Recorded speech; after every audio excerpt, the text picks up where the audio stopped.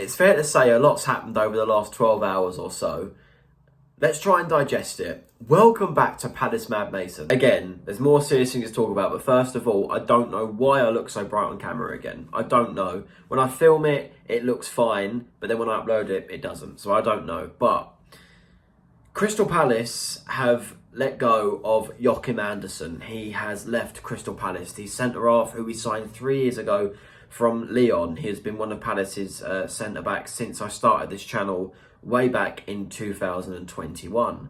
And I've got to say, he has been an excellent servant to the club. That is one thing I will say first and foremost. Correct me if I'm wrong, but Joachim Andersen scored 3 goals for the club, 2 of them against both Manchester clubs, in the 4-2 defeat to Manchester United in August 2022, in the 1-1 draw against Brentford in August 2023, and his most recent goal being coming up against Manchester United in September 2023. He scored 3 goals for the club, and one of them was a winning goal, and one of them was an equalising goal. Got 4 points for us on the board in the Premier League, Joachim Andersen, and I would forever thank him for that. The famous win at Old Trafford last season was one that I won't forget, especially on this channel, for starters as well.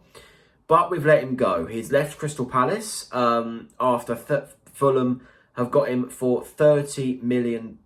Now, let's try and digest why we've let him go all of a sudden. So I would say a couple of weeks ago, Crystal Palace had rejected a few, I would say, weak bids from Fulham for Andersen, with it being around £20 million. And we thought we won a lot more than that for Joachim Andersen. So it's a bit surprising the £30 million price tag, especially how Max Kilman has gone to West Ham from Wolves for what, £40 million. I think Andersen is better than that. But if I had to choose between Joachim Andersen and Mark Gay going, then I would pick Andersen every single time. It's fair to say that Joachim Andersen had mistakes in him, especially in pre-season. That hilarious fall against Crawley and the mistake he made in the Stateside Cup against West Ham, I could kind of see this transfer kind of coming. But as the transfer speculation went down like a slope really for Andersen, I thought he was staying at the club. And he didn't play that well against Brentford in the Premier League either. But I do think, thinking about it now, that this is a positive move for the club, and I'll explain why. First of all, he didn't fit in Oliver Glasner's system, realistically. He was signed by Patrick Vieira, where he wanted a player, a centre-half, to be able to pump the ball long out to the wingers, and back then we had Michael Wilise starting on his debut for Crystal Palace, Wilfred Zaha on the left as usual, with Edouard up front. He wanted a player that could ping the ball long. It worked under Roy Hodgson as well somewhat, because Roy Hodgson was quite an old school manager, didn't mind if someone was going to pump the ball long, play like a Burnley of a Brexit style of football, if you like, if you want to use like layman's terms really.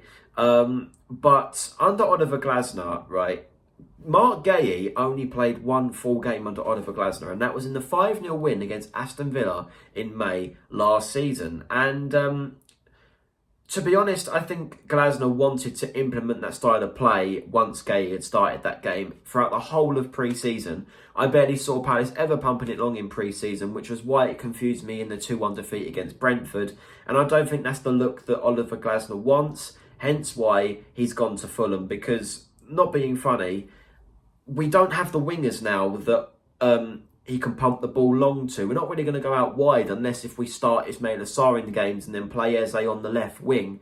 We're playing Eze as a left attacking midfielder, attacking through the middle. And we've got players that can pump it along the floor, like Adam Wharton, Jake Decore if he gets introduced to games, and Will Hughes as well. We saw that sort of bit of a preview of clever, quick attacking football like that. And I think with Andersen in the team, he's a bit of an anomaly, to be honest with you. Now, as of now, as I make this video, it does leave a gaping hole, especially in that centre-back role. Andersen was always one of the first names in the team sheet in terms of defenders, and now he's gone. If we're still going to play a back 3, then right now it's probably going to be Mark Gahey, Charlie Riyad, the new signing, and Chris Richards as well.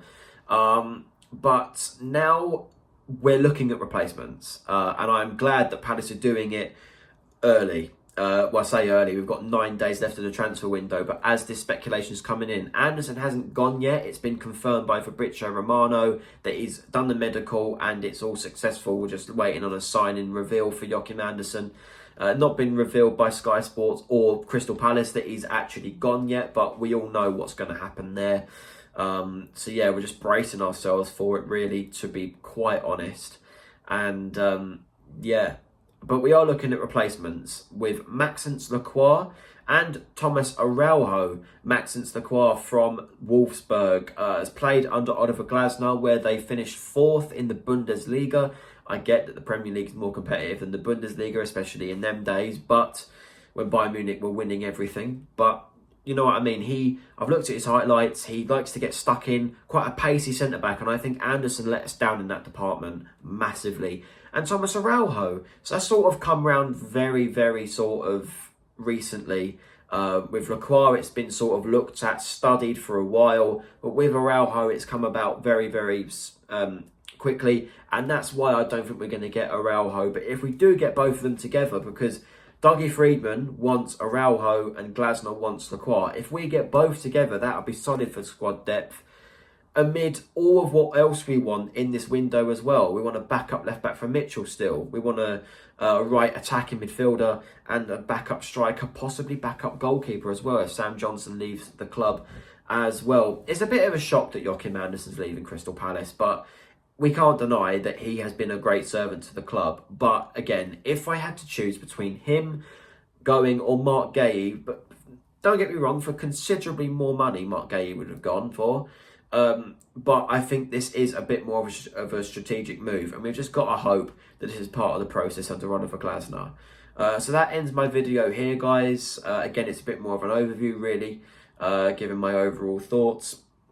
My next video, unless if there's any immediate transfer news after this, my next video will be the review, not vlog, for the game against West Ham, because I'm working at Spurs, so that's a bit unlucky for me. But big bit of news, I am going to Crystal Palace against Norwich in the Carabao Cup on Tuesday night. That will be my first vlog of the season.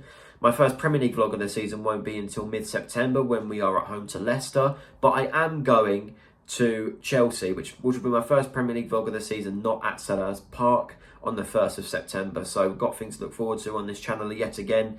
So yeah, like, share and subscribe, and I'll see you guys shortly.